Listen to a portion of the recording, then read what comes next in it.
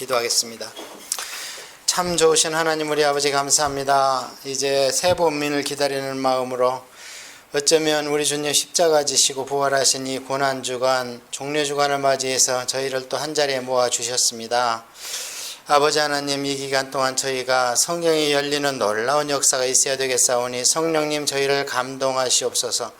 저희는 이제 갈보리 십자가에 머무는 신앙이 아니요 갈보리 십자가의 구원을 뛰어넘어서 성령님과 함께 동행하며 하나님의 제사장의 직분을 잘 감당해서 착하고 충성된 종이라는 주님으로부터 칭찬 하나 바라고 나머지 일생 살게 하옵소서. 감사하며 예수님의 이름으로 기도합니다. 아멘. 아멘. 자, 성경 잘 들으셨죠? 지난 주간에 잘 들으셨어요? 네. 성경을 듣다가 의문 나는 거나 질문 없으시면 이제 다음 시간부터 의문 나는 거 있으면 미리 딱 메모했다가 시간을 전략해야 되니까 물어보시면 가장 쉽고 간단하게, 저도 시간이 없어요. 그러니까 하고, 그 다음에 이제 제 강의가 굉장히 말이 빠를 뿐만 아니고 단어 하나 문장 하나까지 그냥 넘길 강의가 없습니다. 하나도. 여러분이 들어보시면 알겠지만, 왜냐하면 엑기스만 전해야 되니까. 그래서 지난주에 거를 제가 mp3 작업을 해서 cd에다 넣어놨습니다. 앞으로 그렇게 할 거예요.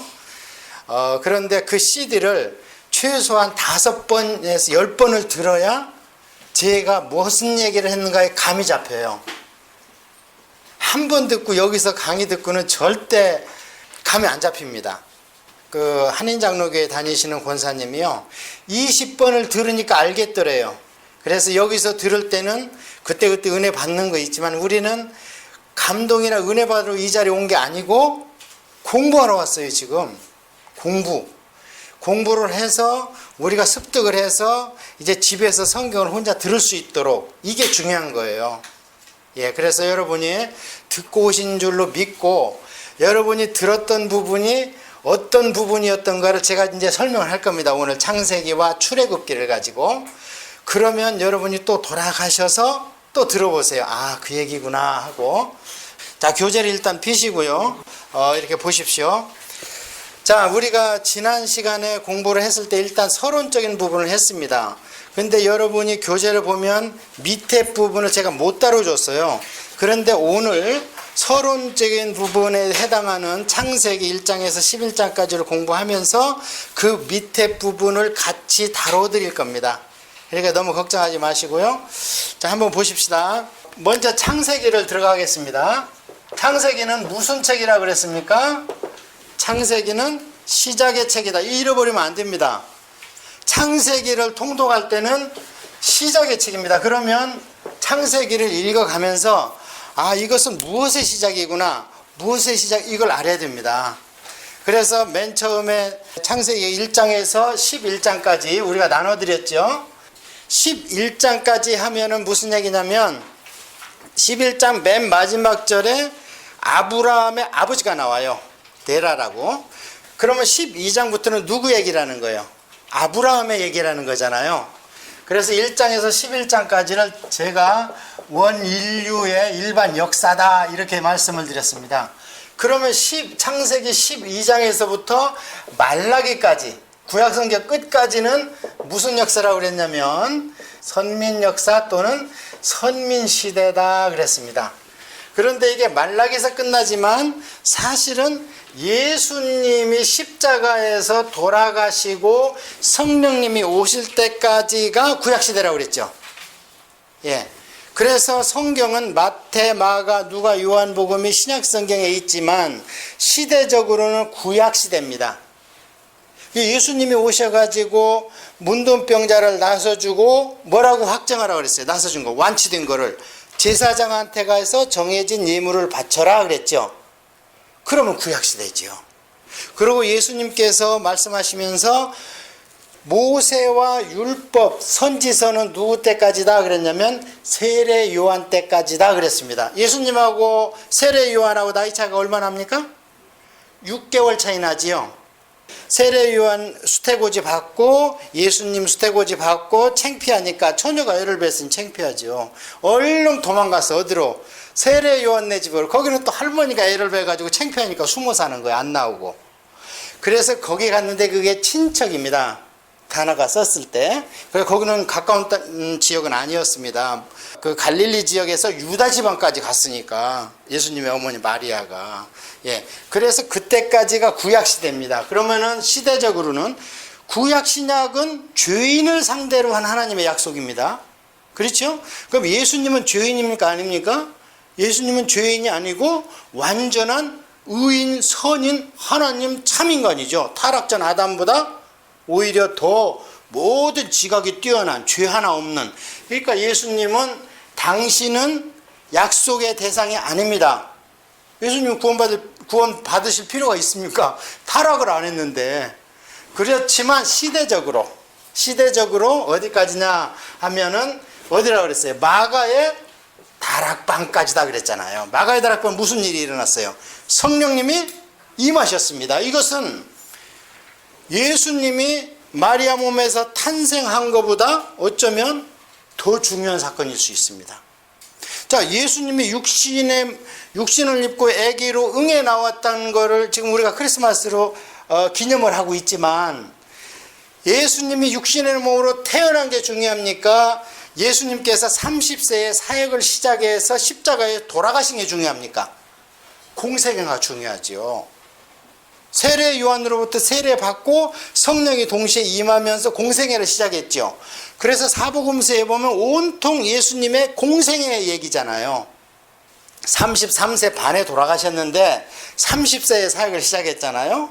그러면은 예수님의 30년의 얘기는 뭔만 있냐면 태어난 얘기, 12살 때 성전에 가서 잃어버린 얘기, 그 얘기밖에 없어요. 그러고 나머지는 온통 30세 이후에서 십자가에서 돌아가시고 부활하시고 승천하신 얘기가 성경에 꽉 찼잖아요. 그러니까 예수님께서 오셔서 제일 큰 사역은 뭐냐? 십자가 대속. 예. 그거만큼 중요한 게 뭐냐? 성령님의 임하신 겁니다.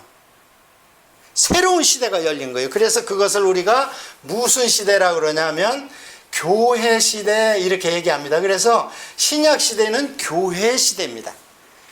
구약 시대는 선민 시대니까 눈으로 보여줘야 돼요. 그래야 깨달아 알아. 그런데 이제 교회 시대는 무슨 계시다? 교리적 계시다. 그래서 구약 시대는 눈에 보이는 거기 때문에 어렵게 얘기하면 가시적 계시다. 눈으로 보이는 계시다. 그래서 구약의 역사를 잘 보면은요, 거기에 하나님이 보입니다. 무슨 얘기냐면, 우리가 다른 사람 간증을 듣고 뭐하고 했을 때, 그 사람은 40일 작정 새벽 기도를 하고 응답받았다. 나도 해보자. 40일 작정 기도를 하면 나한테도 응답이 올까요? 아니면 올 수도 있고 안 올 수도 있을까요? 올 수도 있고, 10일에서 올 수도 있고, 끝났는데도 안 올 수도 있고, 틀린 겁니다. 그래서 여러분이 성경을 공부하고 통독하면서 깨우칠 게 뭐냐면, 성경에는 원리와 공식이 있습니다. 원리는 성경에 일맥상통합니다. 예를 들어서 기도해라. 이건 성경이 처음부터 끝까지 얘기하는 거예요. 그런데 공식은 없습니다. 성경에는. 어떤 사람은 열흘 기도하고 응답받고, 고아의 아버지가 누굽니까? 조지 물러. 조지 물러가 5만 번 기도를 해서 5만 번 응답을 받았는데, 가장 친한 친구 하나가 돈은 보내주면서 자기는 교회는 안 가는 거예요. 그래서 이거는 응답을 언제 받았냐? 장례식 날. 조지 물러가 그러면 친구 구원받는 거, 구원의 그런 고백을 들었어요? 못 들어? 생전에? 못 들었죠. 그런 것처럼 공식은 없습니다. Principle is okay. 포뮬라 not. 성경에는. 아시겠습니까? 그렇다면 왜 이 얘기를 하냐면, 구약을 우리가 공부할 때 하나님의 마음에서 하나님이 원하는 그 원리를 깨달아 알아야 됩니다. 아시겠죠? 무슨 얘기인지. 그걸 깨달아 알아야 우리한테 중요한 것은 한반도의 역사가 아니고 이스라엘의 역사라는 거예요. 한반도의 역사는 일반 은총으로 돌아갔습니다.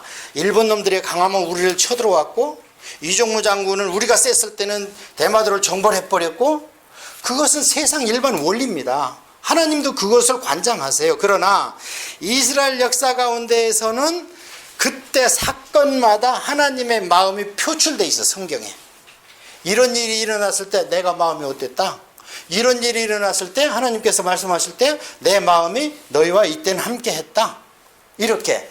그래서 그런 사건과 인물을 통해서 하나님의 원리를 깨달아야 된단 말이에요. 그래서 우리가 교회 시대는 교리적 계시고 구약을 공부를 하면 이 교리가 나온다 이 말입니다. 신약의 교리가 구약의 역사 가운데에서 우리가 도출을 할 수 있다 이 말이죠. 아시겠습니까? 예. 그래서 우리가 구약을 반드시 공부를 해야 돼요. 예를 하나 들어보면, 하나님은 창세기에서부터 요한계시록까지 하나님을 마음을 이루는 두 기둥이 있습니다. 두 기둥이 뭐냐면 사랑과 공의입니다. 이게 50대 50이에요. 사랑과 공의. 공의는 뭐냐? 말 안 들으면 회초리 칩니다. 안 봐줘요, 하나님은. 하나님이 그냥 대충 눈 감고 넘어가는 게 구약 역사에 있습니까? 없습니다. 그 다음에 그렇게 회초리만 치면 내 자식이 낙담하고 품에서 떠나갈까봐 바로 하나님의 사랑이 우십니다. 구약 여러분이 통독할 때 보면 야단치고 바로 하나님의 소망을 주세요. 야 그래도 돌아와라, 내가 너희들을 구원하겠다, 내 마음은 변치 않는다, 이렇게 이 두 축이 있습니다. 그런데 신약시대 신약성경 어디에도 하나님의 공의가 표출이 안 돼 있습니다. 사복음서 아무리 봐도. 그럼 어떤 게 표출해? 주로 사랑. 그냥 하나님은 죽도록 사랑한다, 아가페 사랑이다. 그래가지고 신약만 냅다 공부를 하니까 성도들이요, 하나님을 아가페로만 알아버려. 그래서 구약의 하나님을 깡패 하나님이라고 그래요. 그 하나님이 아니라는 거예요. 예, 그래서 하나님이 공의와 사랑 두 축이 있는데, 십자가 사랑이 큰 만큼, 그 사랑이 제일 크죠. 큰 만큼 하나님의 공의가 요한계시록입니다. 이해하셨습니까?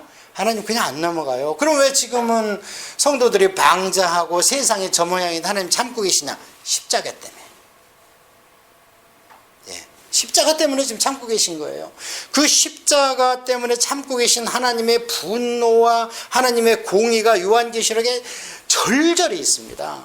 그래서 마지막 하나님의 하늘나라의 지성소 문을 딱 열었는데, 거기는요 사랑의 도구가 있는 게 아니라 진노의 대접에다 쏟아붓을 하나님의 심판의 재료가 가득 있는 거예요, 그 안에.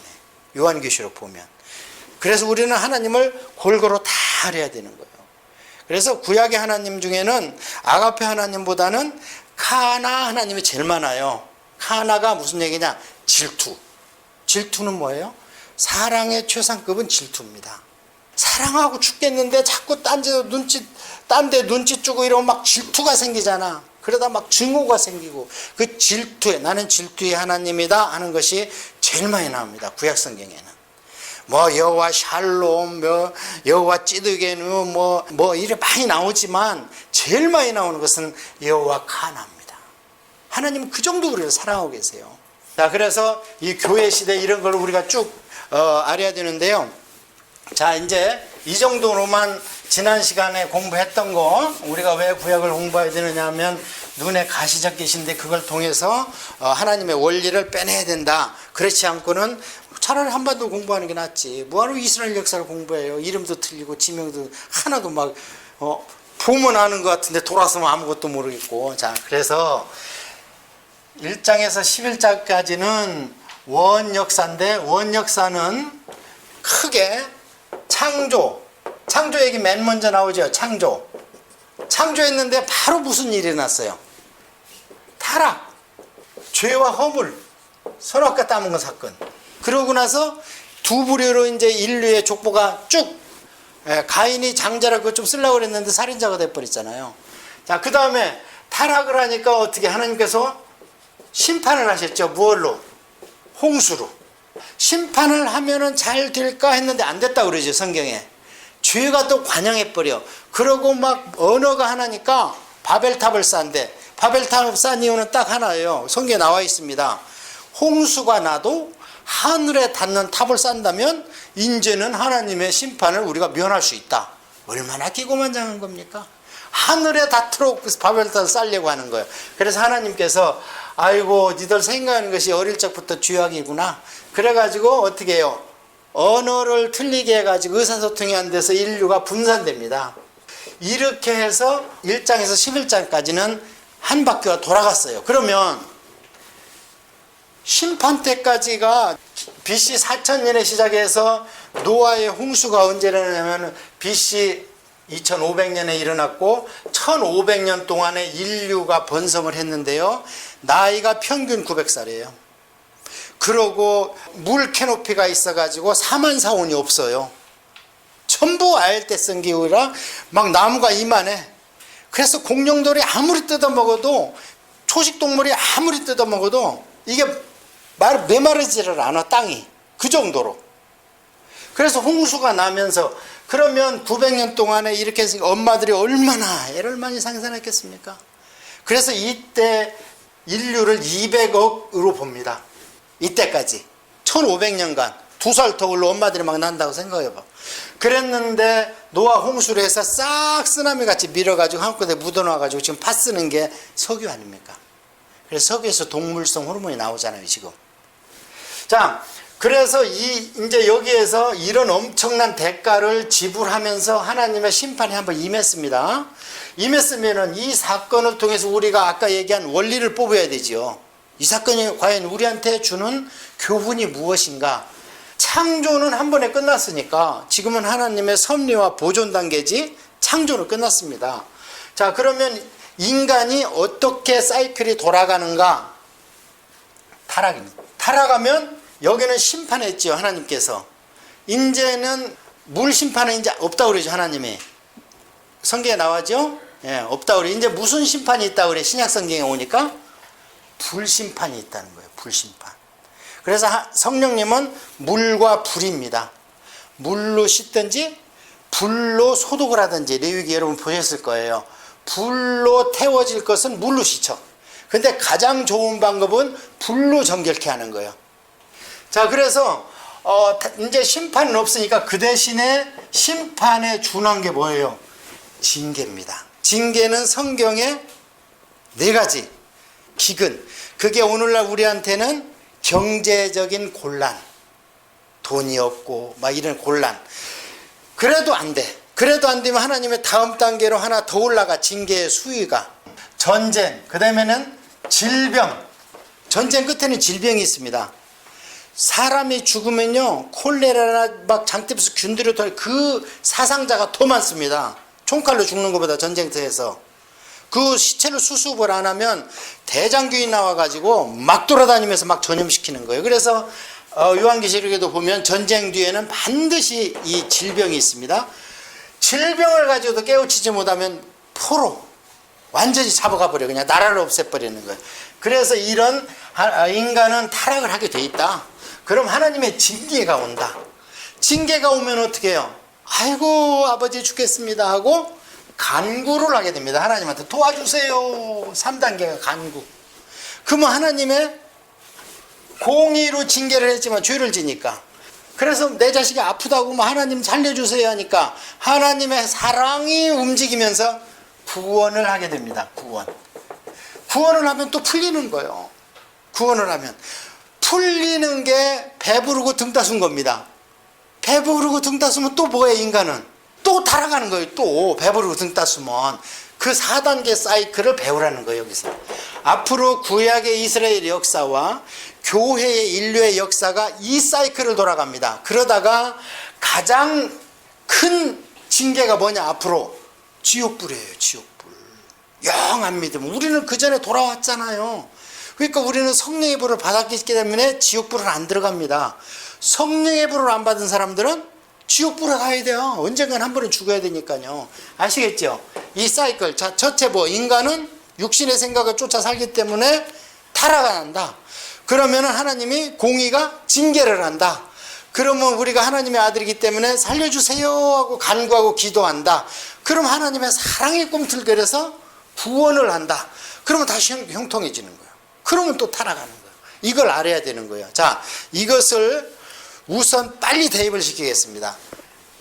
여기에서 그 사이클이 한번 돌아갔지요. 그래서 물심판으로 끝났지요. 이스라엘이 어떻습니까? 이스라엘이 타락을 해서 징계를 하고 간구를 하면 구원하는 역사가 앞으로 우리가 배울 사사기, 열왕기상, 역대상, 에스라, 느헤미야, 에스더가 전부 그 얘기입니다. 그래서 이스라엘이 우리가 큰 테두리를 잡으면요, 이스라엘의 이제 역사로 들어가서 12장 이후로 말라기까지 어떤 역사가 일어났냐면, 타락해서 말을 안 들으면 하나님의 이웃 나라를 시켜서 매를 치는 거예요. 매를 치는데, 그러면은 하나님이 매를 치면 아이고 아파요 하고 도와주세요 해서 나타나는 게 삼손 같은 사람, 사사 와서 막 하나님의 사람이 갑자기 일어나서 성령의 감동을 받아서 큰 힘으로 나라를 구원해. 그러면 몇 년 동안 형통하더라 이런 얘기가 나옵니다. 그럼 어떻게 해요? 형통하면 또 타락을 합니다. 하나님도 인내심이 있어서 처음에는 가나안 7족속에 있던 블레셋 같이 조그마한 것들을 가지고 휘추리를 치어 그걸 가시 찔른다고 그래요. 쿡쿡 가시로. 그럼 아파 그럼 뭐냐 내가 살려주면. 그런데 그게 한 바퀴 더 돌아가면은 하나님의 매가 더 커져. 그게 뭐냐, 그때부터 제국이 등장하는 거예요. 아시리아가 와서 치고, 그러다가 더 안 되면 어떻게 하냐, 바벨론이 들어와 가지고 70년을 망하게 하고, 돌아와서 더 안 들어오니까 아예 나라를 400년 동안 하나님께서 침묵하시고, 그렇게 해서 돌아가는 거예요. 그러면 그래서 마지막에 이스라엘 민족의 마지막에 하나님이 구원을 주신 게 뭐냐, 메시아예요. 그런데 메시아를 안 받아들이고 죽여버렸어. 하나님을 죽여버리니까 어떻게 해요? AD 70년에 티토 장군을, 로마의 장군이 와서 싹 없애버리고, 그러면서 AD 120년에 와가지고 또 한 번, 그래도 잔챙이가 있어가지고 막 제사 드린다고 유대교를 하니까 또 저것들이 살아남는다 해가지고 와가지고 싹 뒤집어 엎어서 쫓아내고, 그때부터 이 땅은 가나안이 아니라 블레셋이다. 블레셋이 영어로 보여요. 팔레스타인이야. 오늘날 우리 팔레스타인, 그게 블레셋이야. 우리 이제 선배 목사님들이 그걸 블레셋으로 번역을 해서 한글로. 그래서 그때부터 AD 120년부터는 이제는 이스라엘 땅을 가나안이라고 못 불러요. 로마가 칙령을 내렸어. 저놈들이 또 살아나면 안 되니까, 민족성이 살아나면 안 되니까 앞으로는 이 땅을 팔레스타인이라 부른다. 그래서 지금 우리가 다 팔레스타인으로 알고 있는 거예요. 원래 가나안이에요 그게. 그러다가 그 하나님의 징계가, 시효가 끝난 게 언제? 1948년에 다시 이스라엘이 회복된 거예요. 그러면 앞으로는 더 큰 하나님의 또 원사이클이 있는 문제 없습니다. 유대인은 그걸로 끝났고, 그러면서 교회 시대가 시작됐어요. 그래서 교회 시제도 큰 테두리만 제가 잡아드리겠습니다. 처음에 교회가 생겼습니다. 예수님과 12제자로 인해서 교회가 생겼습니다. 그러다가 환란을 통해서 교회가 지하에 있을 때는 부흥하지 않는 것 같았지만 부흥했어요. 그런데 중세 캐톨릭이 AD 600년에 캐톨릭이 들어오고 동서로마가 분리되고 이러면서 부흥한 것 같지만 교회는 썩었어. 그렇게 얼마가 갔냐? 1000년이 간 거예요. 그러다가 1517년에 루터가 개혁을 한 겁니다. 다시 한번 기회를 준 거예요. 이제 앞으로 이 교회가 끝에 가면은 더 이상의 기회는 없다는 겁니다. 그렇게 이 사이클을, 인간은, 우리 생각은요, 타락하고, 그 다음에 하나님이 그걸 못 봐줘, 내 새끼니까 휘초리쳐 징계를 해. 그럼 아파요 하고 살려주세요 간구를 해. 그럼 하나님께서 구원자를 보내서 구원을 하셔. 그럼 또 타락해. 이 사이클을 잃어보지 말라는 것이 앞에 얘기입니다. 이렇게 하면은 1장에서 11장까지는 이제 큰 테두리를 봤습니다. 자, 그러면은 1장에서 11장인데 시작이 무엇인가?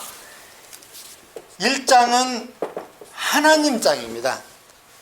맨 처음 뭐가 나와요? 태초에 하나님이, 주어가. 번역을 좀 저도 유감해요. 하나님이 먼저 나와야지, 성경책인데 무슨 태초에가 먼저 나와. 그래서 하나님 1장 창조주, 그 다음에 2장은 1장에서 인간을 만들었는데 2장에 인간을 만드니까 또 나옵니다. 그래서 2장은 인간장, 드디어 2장에서는 여자도 나오죠. 1장에서는 그냥 사람만 만든 얘기만 나옵니다. 그 다음에 3장에 가니까요, 글쎄 누가 나와요? 뱀이나 뱀.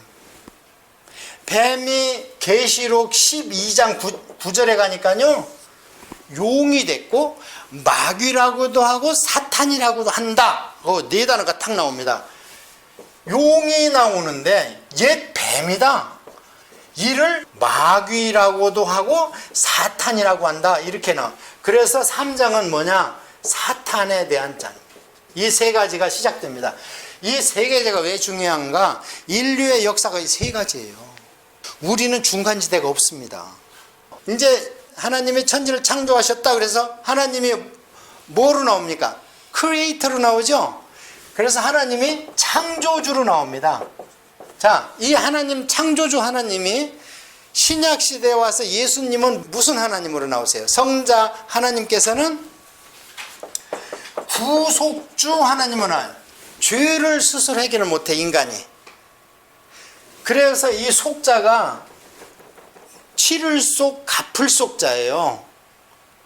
우리가 굿프라이데이 하는데 사실은 하나님은요, 당신이 피를 흘리고 돌아가신 겁니다. 자, 그 다음에 이 예수님의 시대가 가니까 내가 가는 게 너희의 유익이라. 이 얘기는 뭐냐면 한 단계의 계시가 또 있다. 그게 누구예요? 성령 하나님이 오셨잖아요. 예수님의 십자가가 없으면 성령 하나님이 오실 수 없다고 그랬죠. 우리가 의롭지는 않지만 예수님께서 대신 돈을 치러줬어요. 피값으로. 그래서 예수 그리스도로 옷을 입은 자들을 하나님이 밖에서 보면 의로운 거예요. 안에는 썩었지만.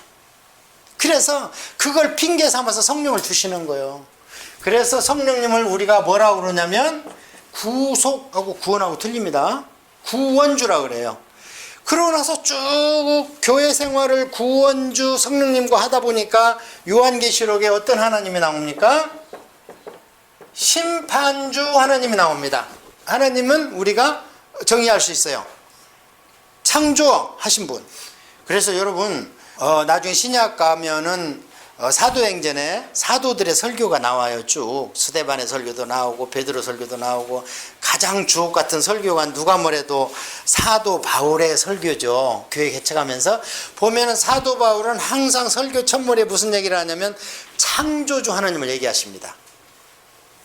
창조를 우리가 확실히 하지 않고는요, 나머지는 전부 사상 누각입니다. 창조주 하나님만 딱 우리가 붙들면요, 창조하셨다는 얘기는 그분이 주인이라는 거거든. 그러면 나머지가 안 흔들려. 그런데 창조를 안 하고 자꾸 진화했었고 우연과 뭐 진화다. 진화론의 토대는 두 가지예요. 우연과 진화. 우연이 생겨서 시간이 가니까 진화됐다 그래. 근데 우리는 뭐예요? 창조와 보존. 창조하신 것을 인간들이 자꾸 환경이나 이런 것을 막 망치니까 거기에 맞게 하나님께서 보존시키기 위해서 약간의 변화를 허락하시는 거예요. 이해하셨습니까? 자, 진화는 뭐다? 우연. 그 다음에 진화. 우리는 창조와 보존. 그래서 창조자는 중요합니다. 그 다음에 창조해놓고 하나님께서 4,000년을 돌려보니까 아까 그 네 사이클을 계속 돌아가면서 구원의 여지가 없는 거예요. 귀를 초도 안 되고 초도 안 되고. 그래서 할 수 없이 당신이 오셔가지고 십자가에서 구원을 위해서 죄속하는 위해서 피로 값을 치르셨다. 그래서 치를 속자. 우리 입장에서는 뭐예요? 대속. 대신 치름을 받은 거예요, 우리는. 그러나 공짜가 아니죠. 본인이 돌아가신 건데 얼마나 힘들었으면 예수님이 아버지 이거 지기 싫어요. 십자가에 달린 사람들을 봤거든, 예수님 육신의 눈으로. 이거 안 지면 안 됩니까? 그러니까 못해요. 하나님이 대답을 안 하셔. 그러니까 예수님이 뭐라 그래요? 그냥 아버지 뜻대로 해주세요. 그렇게 해서 대수.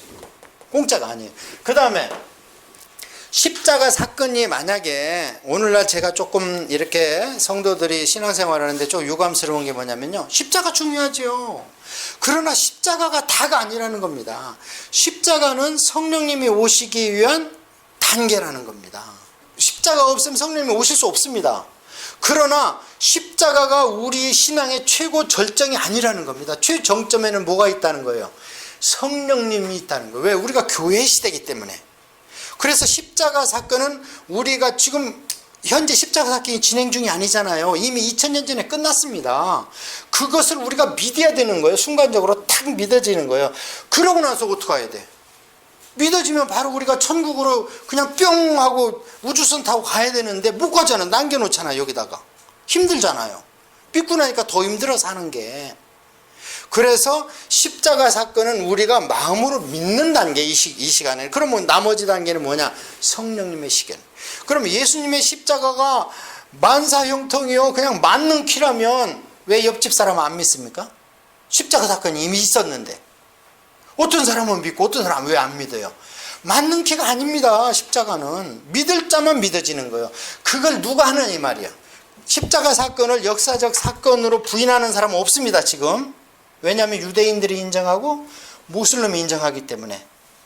그것은 무슨 설화나 꾸미는 얘기가 아니라는 것을 유대인들은 더 잘 알고 있습니다. 선지자래요. 선지자 그냥. 그 다음에 모슬림에서도 선지자래. 근데 다 못했기 때문에 최후의 선지자 마호메트가 와서 완성했다는 거예요. 예수님보다 업그레이드 됐대 그들은. 그러든지 말든지. 그래서 우리 입장에서 보면은 예수님의 십자가 믿어진다면 그러니까 우리가 구원을 받은 거예요. 이해하셨죠? 같은 역사적 사건을 놓고 누구는 구원을 받고 누구는 웃어. 그리고 누구는 부끄럽게 생각해. 그거를 얘기하는 것이 아이고 이 사람아 지금 어느 시대인데 그런 걸 믿고 있어. 바보처럼 이렇게 부끄럽대. 그 로마서에 나오잖아요. 나는 예수의 십자가를 부끄럽게 생각하지 아니하노니 이는 구원에 이르는 하나님의 능력이라. 조금 있으면 그 사람들이 부끄러워합니다. 지옥 가서. 예, 그런 믿음이 우리한테 있었는데 그걸 누가 줬냐 이 말이야. 누가. 그들과 우리 사이에는 어떤 차이가 있느냐? 성령님이 우리 안에 있느냐 없느냐 그 차이란 말이에요. 그래서 구원은 누가 우리한테 적용시켜준다? 성령님이. 자, 그래서 나중에 신약 성경을 제가 설명할 때 신약 성경 중에서 로마서는 개인 구원을 얘기합니다. 로마서. 그래서 맨 앞에는 다 죄인이다. 유대인이든 이방인이든 상관없어. 다 죄인이야. 그러니까 딱 묶어놓고 이 죄를 해결할 수 있는 게 없었기 때문에 예수 그리스도의 피로 죄를 해결했다. 해가지고 딱 결론을 내렸는데 그걸 사도 바울이 딱 쓰고 나서는 그런데 내 안에 보니까요 죄가 있는 거예요. 그래서 7장에 가서 다 죄가 해결됐다고 하는데 오라 나는 곤고한 자로다. 이 죄와 사망의 몸에서 누가 나를 구원하려 하고 한탄을 해요. 갑자기 7장에서. 아니 죄인이다 그러고 해결됐다 그러고 예수 그리스도의 복음이고 십자가 해결됐다 그러는데 그 정점에 가가지고 갑자기요 신세 한탄을 하는 거예요. 아직도 보니까 내 안에 죄가 있는 거예요. 죄성이. 그러면서 8장 1절에 뭐냐? 성령의 생명의 법이 죄와 사망의 법에서 나를 구원했다는 거예요. 자, 그러면 죄를 해결한 십자가 위에 뭐가 있다는 거예요? 또 성령의 법이 있다는 거예요. 그래서 이 구원이 중요한 겁니다. 구원의 성령님이. 그래서 우리는 그냥 찬양만 하면 자꾸 십자가 찬양만 하고 눈물만 질질 흘리는데 거기에서 빨리 나가야 돼. 그런데 왜 못 나가냐 성도들이. 십자가는 순간 믿어지니까 감격이 오고요. 내 신앙생활에 체크리스트가 없습니다. 거기는. 내가 믿는다는데. 근데 진짜 성령을 받은 사람은요. 체크리스트가 있어요. 그 사람이 성령을 받았는지 안 받았는지 행동이나 말을 보면 그냥 나오는 거예요. 그걸 예수님께서는 뭐라고 그랬어요? 열매를 보면 안다. 열매. 십자가를 내가 믿습니다 하는 거 갖고는 열매 안 나와요. 왜? 그것은 말씀으로 믿어.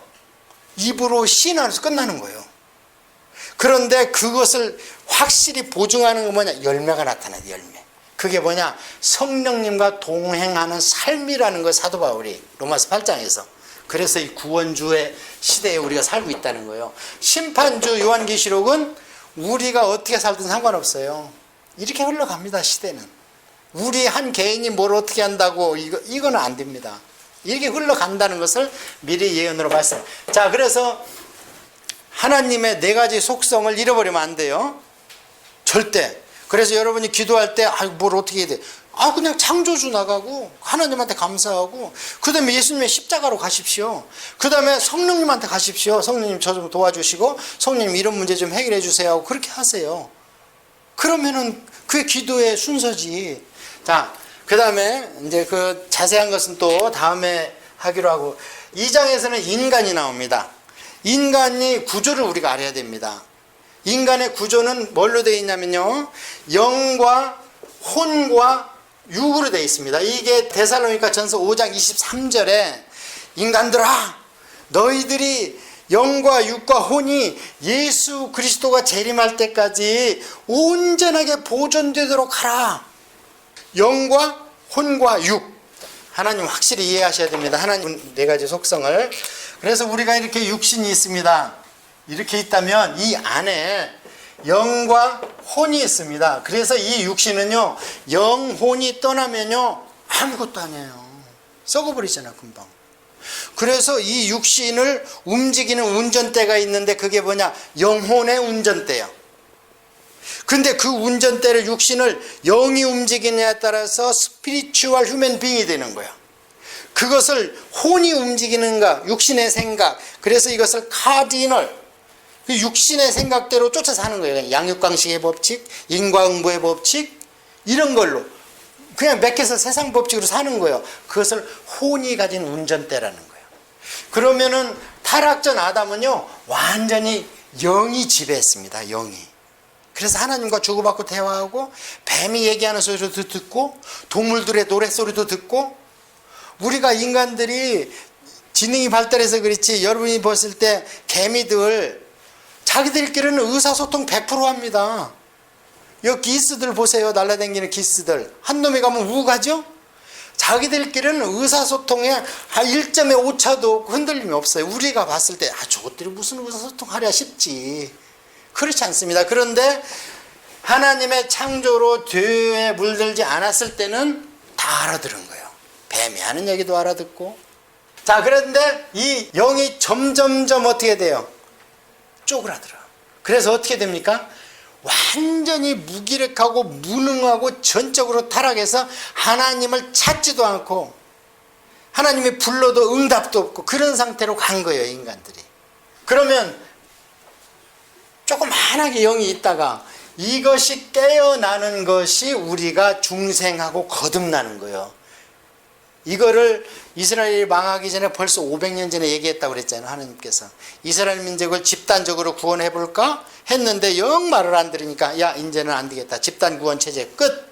앞으로는 내가 너희 마음을 새롭게 해서 새 영을 부어주겠다. 이것을 벌써 500년 전에 이스라엘이 망하기 전에 하나님의 사랑의, 소망의, 위로의 그런 메시지가 간 거예요. 왜 망해야 되니까 또 낙담할까 봐 그런 메시지를 준 거예요. 그게 누구를?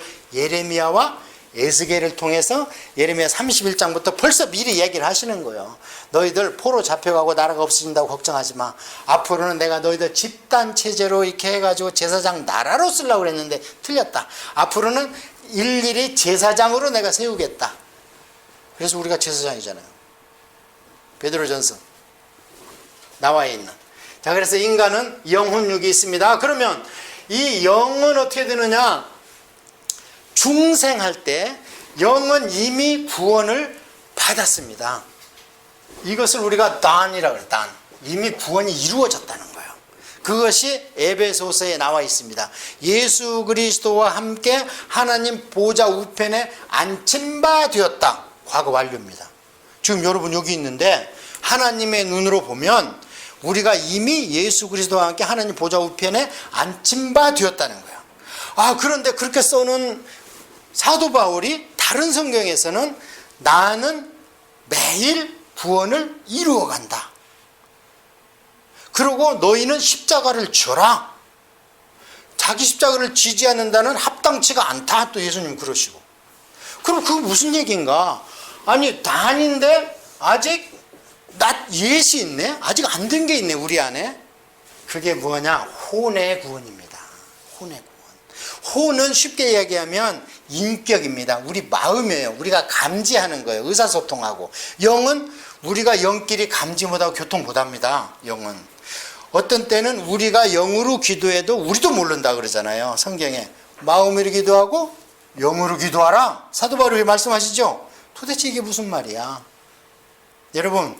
여러분이 섬기는 교회에서 목사님이 방언기도 하라 그래요? 하지 말라 그래요? 방언기도를 하지 말라는 게 장로교단이 있습니다.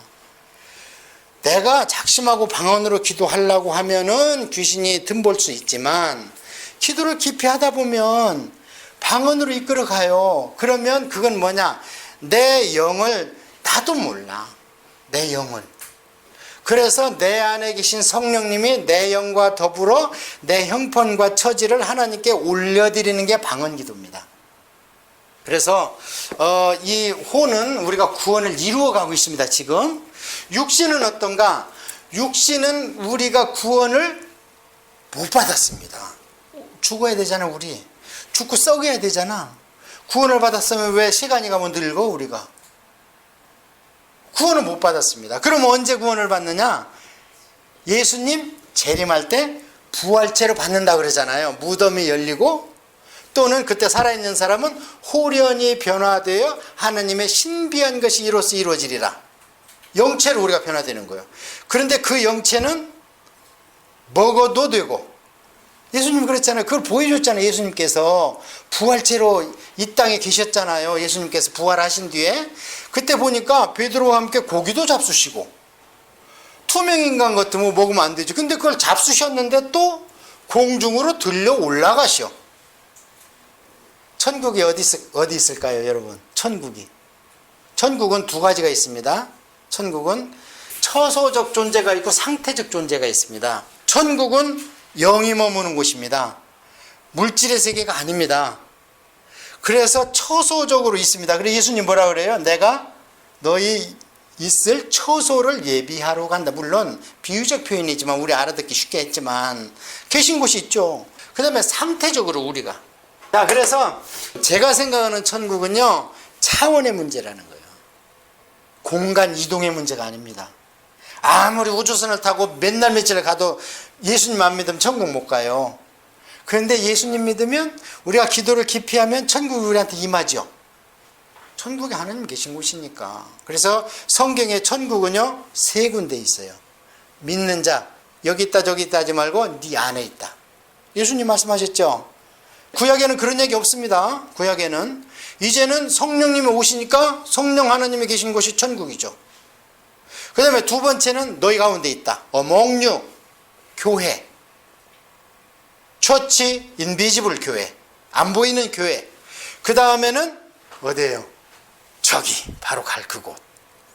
그래서 이것은 차원의 문제라는 거예요. 공간 이동의 문제가 아닙니다. 인간에 대해서는 그 정도 아셔야 앞으로 우리가 신약 성경을 할 때 어디는 구원 받았다 그러고 어디는 사단을 멸했다 그랬는데 사단을 대적하라 그러고 이런 것이 이해가 가는 겁니다. 예. 그래서 구원은 이루어졌지만 그것을 우리가 끝까지 이루어져 가야 돼요. 그것을 나타낸 것이 선민을 통해서 눈에 보이는 계시로 빼내왔지만 애굽에서. 그러나 그냥 가나안에 가는 게 아니요. 하나님이 전능하시니까 가나안 족속 다 죽어버려라 하면 다 죽어버리죠. 근데 하나님 뭐라 그래요? 내가 싸워줄 테니까 너희들도 가서 싸워. 그러고 이스라엘 백성이 얼마나 죽어요. 싸우다가 가나안을 차지하면서. 자, 하나님 왜 그러실까요? 전능하시고 내 사랑하는 자식이라면 가나안 족속 이 땅 니들 거다. 여기 있던 블레셋 히위 족속 7족속 다 내일 아침에 죽어버려라. 그리고 전부 땅속으로 들어가 버려라. 전능하시니까 가능하겠죠. 그런데 안 그래요. 그 땅은 내가 너희와 이룰 나라지만 너희들이 전쟁에서 차지해라 그러잖아요. 왜 그러겠어요? 오늘날 우리한테도 안 그러겠어요? 우리가 노력을 해야 되는 부분 해야 되는 겁니다. 우리의 의지를 하나님한테 드려야 되는 거예요. 그래서 인간의 그런 걸 잘 알아야 우리 신앙생활을 어떻게 하는가 알 수 있어요. 하나님 해주시겠지? 기도하면 안 해주십니다. 그 다음에 3장에는 이제 이 사탄, 마귀, 뱀, 용, 요놈이 나와. 요놈 때문에 우리가 신앙생활이 힘든 거예요. 요놈 때문에.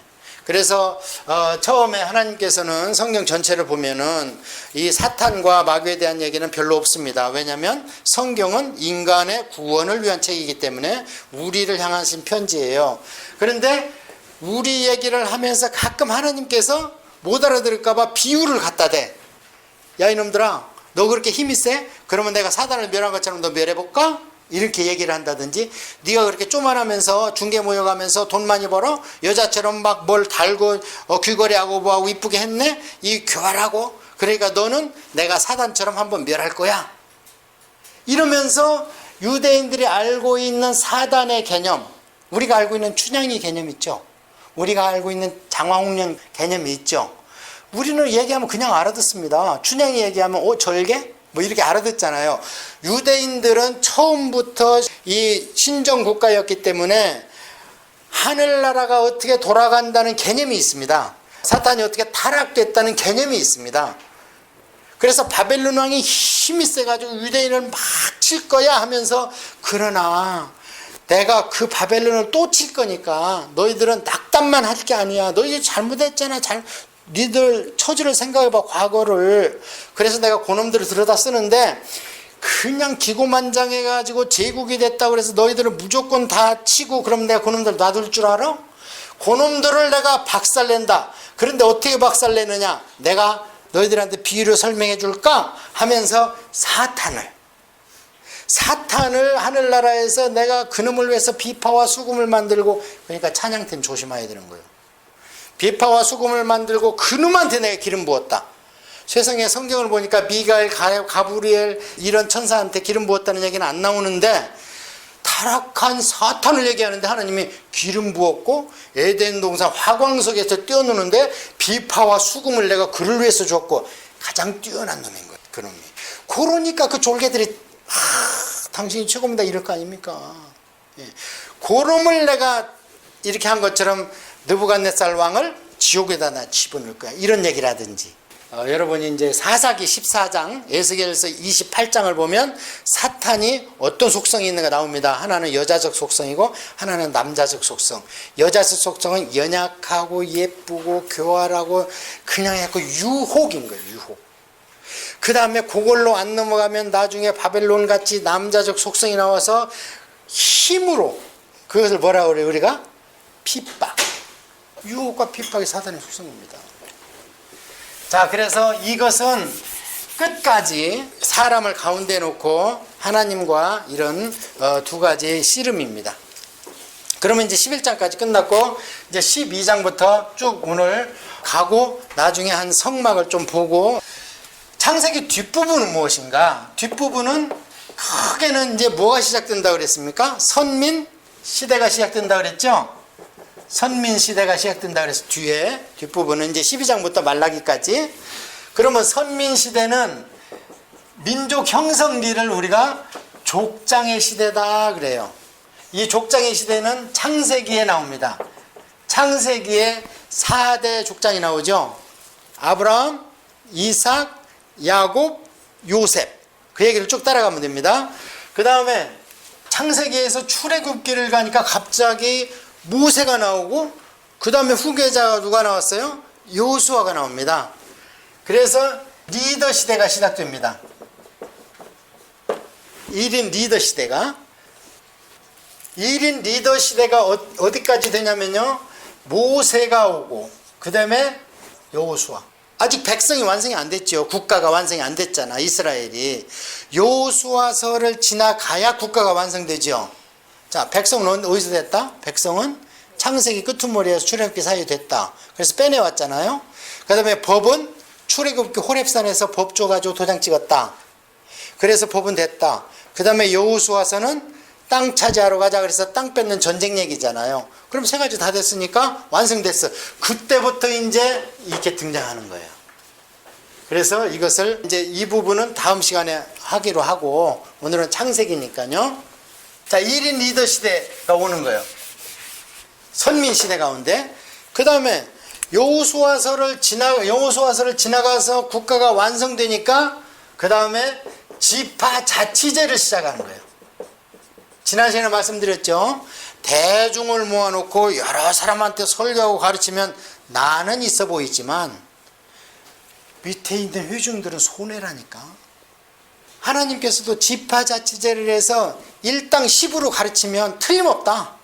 그래서 레위 지파 하나를 뽑아내서 면 단위로 지파자치제를 한 겁니다. 그게 무슨 얘기냐? 사사기예요. 사사기. 그런데 이웃나라들 보니까 큰 땅덩어리를 왕이 하나 와가지고 진격 앞으로 하니까 막 메뚜기 떼같이 막 왔다 갔다 하면서 막 싸웠다면 지는 거예요. 그래서 이스라엘 백성은 믿음이 없어서 지는 건 생각 안 하고 눈으로 보기에 그들이 일사불란하니까 우리도 그들처럼 왕체제로 나가서 전쟁을 하면 이기겠다 싶으니까 우리한테 왕을 달라 그러잖아요. 그 하나님 줘봐라. 근데 왕 주면은 어떻게 내가 사무엘한테 다 공부시켜라. 자식들은 빼가서 군인 시킬 거고 딸들은 빼가서 요리사 시킬 거다 궁중에서. 그래도 할래? 그러니까 그래도 하겠다는 거예요. 그런데 나중에 쫄딱 망하고 나서 500년 후에 하나님께서 그래요. 선지자들을 통해서 그래 니들이 왕 돌라 그래서 줬지 내가 500년 전에. 근데 잘하고 있다. 자, 그래서 이것을 사사시대예요. 그러면 왕을 달라 그러니까 드디어 왕정시대. 왕정시대가 되잖아요. 그래서 최초의 왕이 누구예요? 사울이잖아. 사울. 그래서 왕정시대라면 잘 해야 되는데 잘못하니까 하나님께서 본보기로 해서 열지파를 먼저 한번 휘초리 치잖아. 북쪽에다 띄어가지고. 그래서 이 왕정시대가 사울, 다윗, 솔로몬 때까지는 제대로 했어요. 그래서 그것을 단일왕이다 그래. 단일왕정. 왕이 하나다 그래. 왕이. 그런데 솔로몬 때 보니까요. 우리가 솔로몬 하는데 사실은 제가 이 전도서를 만약에 전도서가 성경에 없다면 솔로몬은 구원을 받았는지 안 받았는지 저는 헷갈릴 뻔했습니다. 그런데 전도서로 솔로몬이 썼으니까 전도서 끝에 보니까 구원의 메시지가 있는 거예요. 청년들아, 네 맛대로 살아봐. 단 창조주 하나님 기억해. 이게 전도서의 결론이잖아요. 처음에 시작할 때는 뭐래? 헛되니 모든 것이 다 헛되다. 헛됨의 오자승으로 나서 인생을 그 노년에 쓴 거거든 솔로몬이. 자, 그런데 솔로몬이 그렇게 우리는 부귀영화를 다 누린 것 같지만 사실은 못된 짓이나 못된 짓 다 했죠. 솔로몬이 못된 짓은 다 했어요. 일천첩을 줬어. 우리는 더 센 사람이 있지. 의자 더 센 삼천궁녀를 뒀잖아. 의자. 그러니까 망했지 백제가. 그래서 솔로몬이 일천처첩을 뒀잖아. 그러니까 하나님이 어떻게 해요? 여자가 오면 여자 이기는 남자 없습니다. 남편. 힘이 세고 돈 잘 벌 때는 이기는 것 같지만 시간이 가고 노년에 이르면요 부인 눈치 봐야 돼. 옛날에는 지금 똑같아. 그러니까 어떻게 좀 있으니까 여자가 해달라는 대로 해주는 거예요. 그냥 그게 뭐예요? 내 신한테 가서 절 좀 한번 해주세요. 내 신한테 가서 한번 해주세요. 이러니까 만신전이 될 만신전 유다 땅에. 그러니까 솔로 하나님 안 되겠다 하면서 딱 쪼개줬잖아. 옷을 찢는 것처럼. 그래서 이때부터는 분열 왕조가 된 거예요. 분열. 이때부터 솔로몬 때부터. 그러면서 남북이 나눠지는 거예요. 그러면서 북쪽은 200년 만에 영 말을 안 들으니까 아시리아로 통해서 완전히 인구 분산 정책에서 씨를 말려버리잖아. 그 다음에 남쪽은 다윗하고 약속한 것이 있기 때문에 그래도 명맥은 유지하다가 150년 더 두고 봐요. 북쪽 망하는 보고 타산지석으로 좀 여기라 그랬는데 아니야. 안 돼. 근데요 성경을 잘 보면요 이스라엘이 망하고 쳐들어오고 했는데 그러면 이스라엘이 어려워서 그랬겠는가? 우리는 이렇게 유추할 수 있잖아요. 이스라엘이 가장 타락한 때는요 가장 부강할 때입니다. 그래서 하나님이 야단칠 때 보면요 상하궁전, 독주에 대한 설교, 잔치에 대한 예언 이런 거 할 때 하나님이 이놈들아 내 말을 해줘야지 왜 청중들 귀에 이로운 소리만 하고 독주에 대해서 예언하라니까 막 몰려들고. 그래서 가장 나라가 부강할 때 여러분 신명기 듣고 오셨는지 모르겠어. 신명기에 하나님의 맨 마지막에 레위기고 상벌을 얘기하죠. 이런 때는 내가 복 주고 이런 때는 내가 화를 주리라 했을 때 보면 결론이 하나님께서 모세를 통해서 신명기에 뭐라고 말씀하시냐면 너희들이 부강하고 영화로울 때 나를 모를까 나는 두렵다 그래요. 그런데 과연 그렇게 됐어요. 그래서 이스라엘이 없어서 망한 게 아닙니다. 부귀 영화가 넘치니까 옆 나라에서 봤을 때 그걸 차지하고 싶겠죠. 그냥 금이 많다고 그래서 사내립에 와서 쳐들어와 가지고 금 1톤하고 은 10톤 내놔봐 그랬는데 그날 갖다 준 거야. 그러면 가야지. 받았으니까. 사내립이 생각해 보니까 지금 사내립은 유대를 치고 지금 에집트를 치러 가거든요 또. 그런데 금방 갖고 오니까 자기는 또 전쟁하러 가야 되니까 총사령관을 시켜서 더 갖고 오라고 그래라 그래. 더 갖고 와라. 그거 안 갖고 오니까 친다는 거예요. 부귀 영화가 있을 때 우리도 성도들도 그렇습니다. 어렵고 힘들고 그러면요. 아이고 죽겠습니다 하고 맨날 새벽기도 가. 근데 이렇게 부귀 영화가 있으면은 하나님은 뒷전이야. 이스라엘도 그랬어요. 여로보암 2세 때 제일 부강했는데 제일 썩어버렸어 그때. 자 그래서 이렇게 왕정으로 가다가 결국 남쪽 유다도 350년 만에 문 닫고 그 다음에 70년 후에 다시 돌아왔다. 그러고서 말라기 때 보니까 20년 만에 또 타락했어. 11조라고 막 갖고 오니까 눈 먼 거, 저는 거, 종기 나서 골마 터진 거 이런 걸 갖고 와. 그러니까 하나님께서 그런 거 니들 총독한테 갖다 줘봐. 받겠냐? 그런 걸 나한테 갖고 와서 11조 했다고 지금 제사 제대로 드렸다고 그래? 하고 야단치는 게 말라기서에 나오지 않습니까? 이런 역사가 돌아간다는 거예요. 그래서 이런 선민의 역사 가운데에서 창세기는 그럼 어디에 해당된다? 족장시대. 자, 선민의 역사, 이스라엘 선민의 역사가 크게 분류합시다. 족장시대가 있었고 1인 지도체제가 있었고 사사시대가 있었고 왕정시대가 있었다 이 말이에요. 사사시대가 지파제니까 네 체제를 알아야 됩니다. 자, 족장시대는 4대 족장 아브라함, 이삭, 야곱, 요셉이 나왔고 그 다음에 1인 지도체제는 모세, 여호수아가 나왔고 그러고 나서는 사사시대로 이제 딱 정식 국가가 돼가지고는 지파 자치제로 해가지고 사사기가 기록됐다. 그러다가 옆 나라를 보고 왕을 달라 하니까 사무엘 사사 때 가서 왕을 허락하는데 처음에는 사울왕, 그 다음에 다윗왕, 솔로몬 왕까지는 잘해갔는데 솔로몬이 타락하니까 나라를 둘로 딱 짜게가지고 북쪽은 북이스라엘, 남쪽은 남쪽 유다 이렇게 두 분류가 됐다. 그리고 북쪽은 200년 만에 망해버렸다. 그래도 말을 안 들어서. 남쪽은 어디 두고 보자 해서 150년 더 집행유예를 시켰는데 그래도 안 되니까 할 수 없이 70년 바벨론으로 송두리째 뽑혀갔다. 자, 그러면은 구약 성경을 읽을 수 있는 역사적 흐름은 딱 잡혔어요. 이제 확실하죠? 잡혔죠? 이제 그 안에서 어떤 걸 보느냐? 아까 얘기한 타락, 징계, 하나님한테 간구, 구원, 이 사이클을 보는 거예요. 이제 그게 구약의 역사입니다. 이렇게 하면 큰 맥을 잡았어요.